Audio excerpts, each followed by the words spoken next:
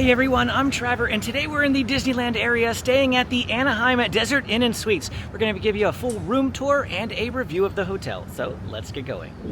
And the first thing that I want to point out for you here is that this is super close to Disneyland. Can you see that sign right there? I don't know if you can see it very well. That is the entrance to Disneyland. This hotel is literal steps to the entrance to Disneyland, not a far walk at all. There's only like 2 or 3 closer hotels, the Parkview Inn and then the Best Western beyond that, but this one is super duper close to the front of Disneyland. We checked in earlier today and I dropped off my luggage. We'll talk about the luggage situation in just a moment. The valet is right there. You can self-park, but valet is no additional cost, so we parked our car with the valet services, and now we have to go inside and check in. And here is just a quick pan of the lobby. You can take a look at the lobby of the Anaheim Desert Inn and Suites. So I did just officially check in. Their continental breakfast is located right here. The entrance to the lobby is right there. So we just around the corner here. They do have some luggage racks that you can use for carting your luggage around. I had to drop off my luggage in their baggage services, and that's going to be down here. On the way, we're going to pass by the pool, see if we can get a decent look in there in the pool.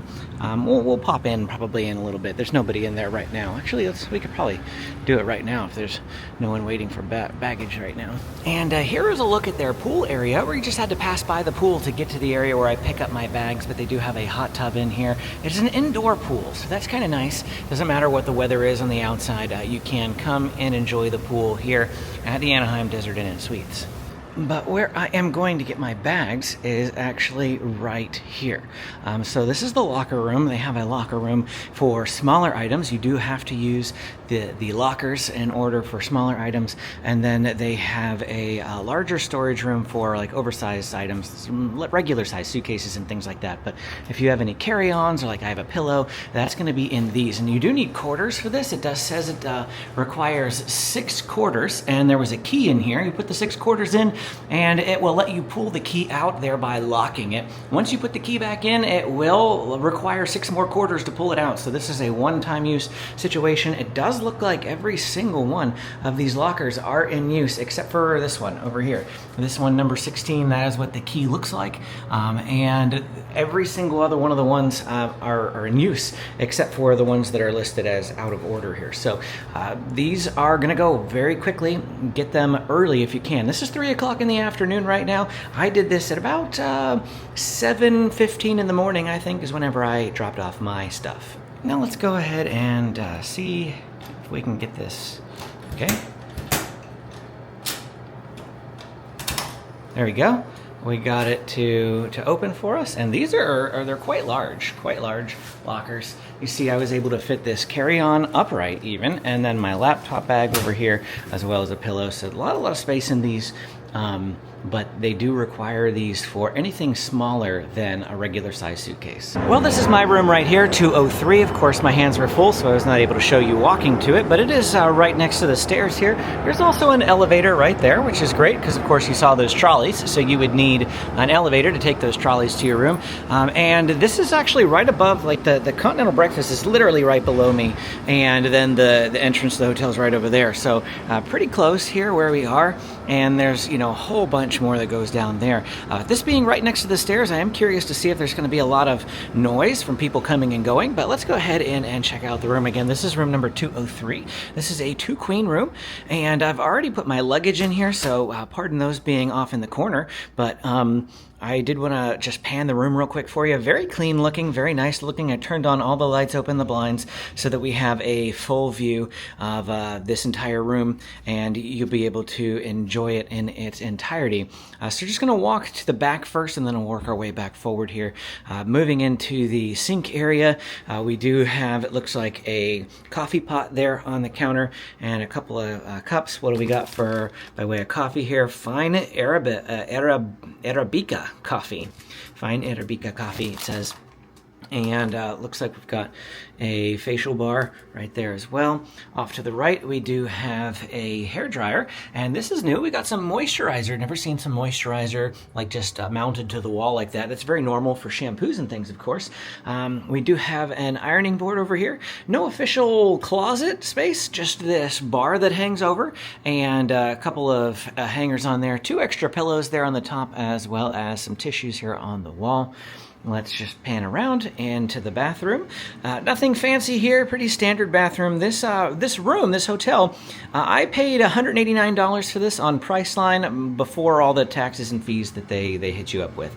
And then there's a look at the shower head. And the only thing that they have mounted on the wall in here actually is a conditioning shampoo. So I don't know if it's a 2-in-1, but we got a single bottle there on the wall. They do have a tub. I say this in every single hotel review video, but when my youngest was little, he did not like showers, so I always look for tubs. Every single time I go in a hotel, I make sure that there's a tub there. We do have a non-skid pad inside the tub, and then here's just a look at some of the towels and things, but I didn't notice anything else. Like, there was just that one facial bar, and we've got the moisturizer up there, and then the shampoo. So not a whole lot of like shower type amenities, bath type amenities, but the room itself looks pretty nice. We do have 4 pillows per bed, and again, 2 beds.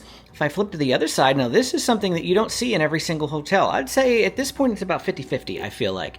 And that's going to be a microwave. Now, just about every hotel does have a refrigerator. And one thing I also always do in these reviews is check the refrigerator to see if it's cold and how the freezer space is if it's got a freezer. Freezer's nice and cold. There's a little bit of frost on the layer, so that always tells me good things. It's going to keep things frozen in there. And the refrigerator itself, the bars are also chilled nicely. There's not a whole lot of coolness in the air, but the bars are chilled nicely, so hopefully it keeps things relatively cool for you. And then, like I said, the microwave, always nice for reheating food. Not every hotel has that. We do have a TV remote there, just so that you can see that. And then a little desk. And the little desk is going to be nice just for being able to lay some things out. Might do some work at the desk later, because I do have some work to do here with me during this trip. That's why I got the hotel, so that I can get some work done. And if we flip the other direction, we've got a clock here, as well as 2 outlets on top of the clock and 2 outlets on the wall. So that's always great to know. 4 outlets. What do we got in front? Single USB port and a single USB-C port.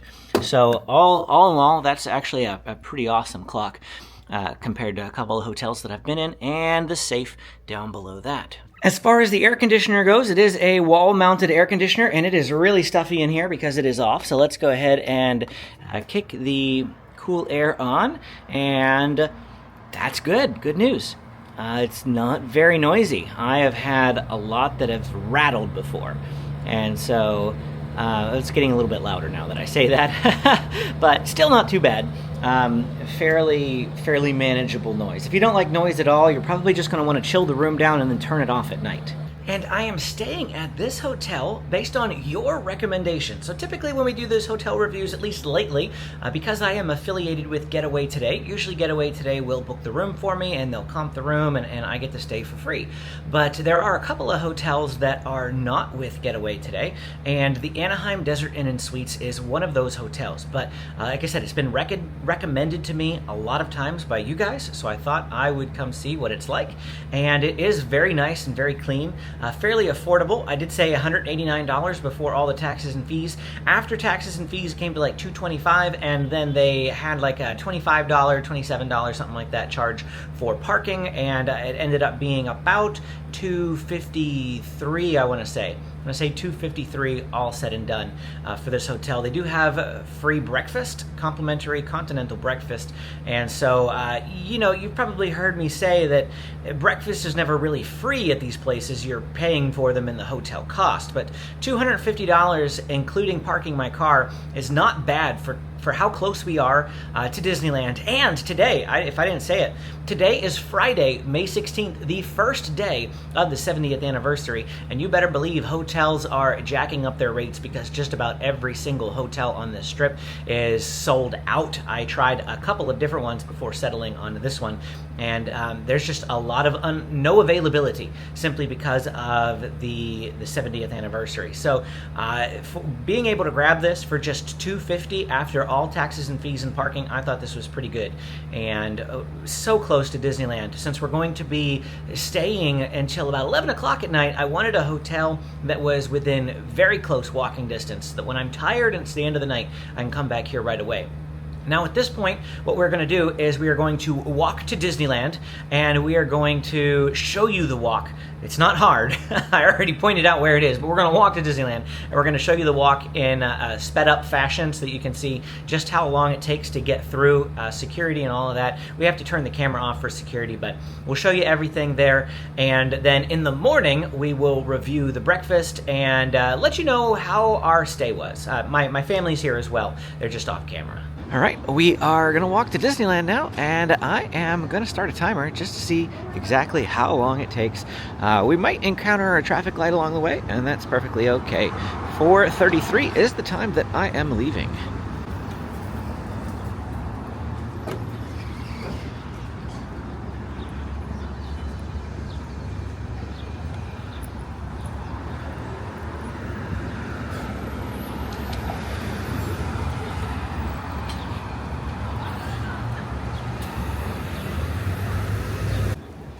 At this point, we have just hit the 3-minute mark since I turned the camera on and started this walk. And as we approach security, I do have to turn the camera off. And about a minute and a half later, we passed through security. There was no line, absolutely nobody in line, really. There was one person in front of me as we went through the security scanner at 4:40 in the evening. 4:40 in the evening. That's pretty crazy.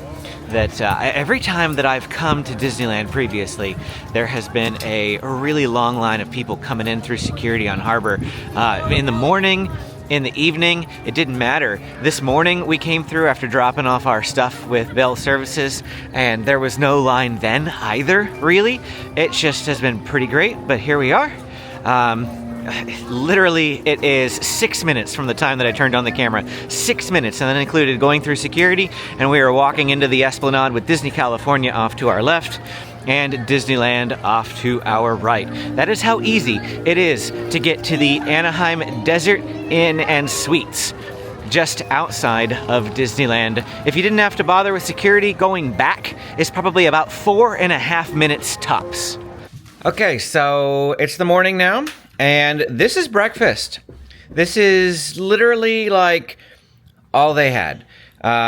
Just some Danishes. I will put some clips in now. It was very crowded in there, so I didn't film a whole lot while I was actually down there, but I'll put some clips on your screen so you can see literally everything they had. They had like apples and oranges, hard-boiled eggs, Danishes, and some bread. And then you could put the bread in the toaster oven. And, you know, they had a toaster oven there. And then around the corner, they had 4 different kinds of cereal. But aside from that, that was breakfast.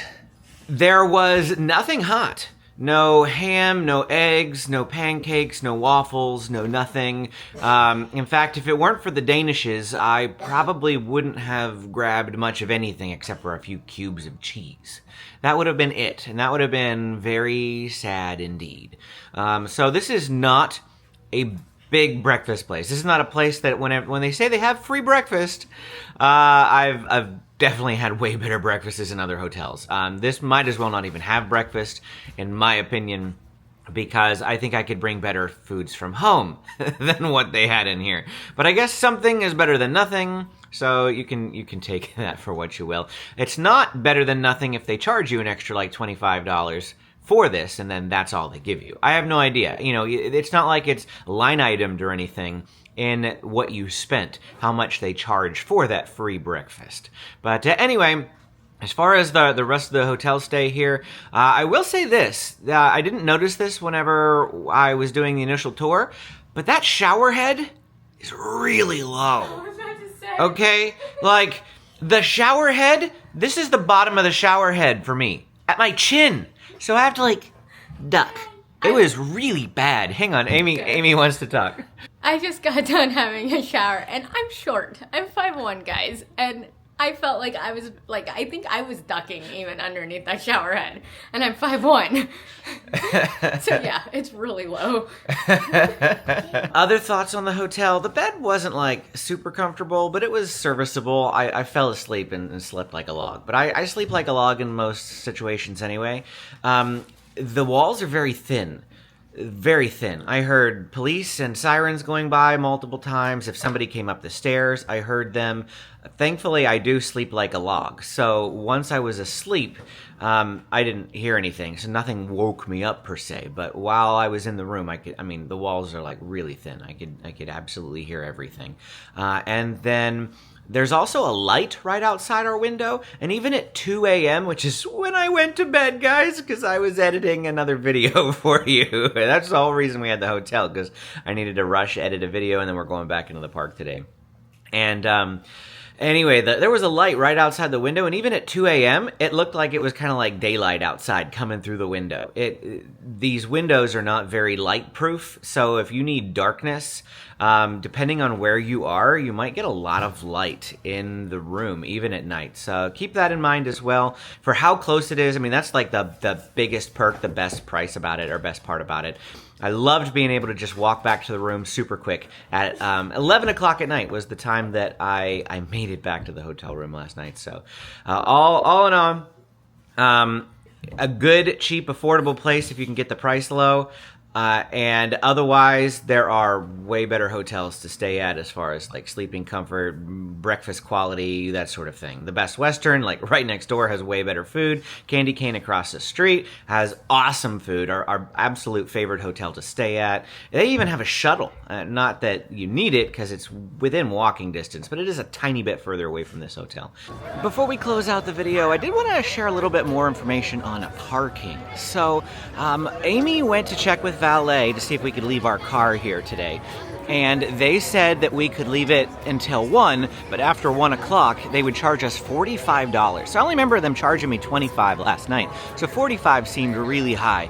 But then I remembered looking at my receipt, and on it, the base fee whenever I booked the hotel included a fee for parking, a $20 fee for parking. And then when I actually parked a car, they charged me an additional $25. So that means that even if you don't have a car, they are charging you $20 in a parking fee. And then when you actually have one, they charge you an extra $25, which is kind of ridiculous because if you don't have a car, you're still paying for parking spots. And yeah, I don't know how I feel about that with this particular hotel, to be honest with you. Every other hotel I've ever stayed at just lets us leave the car. This is the first time I've heard one say that if you don't move it by 1, we're charging you again. So that's also kind of a downside on them.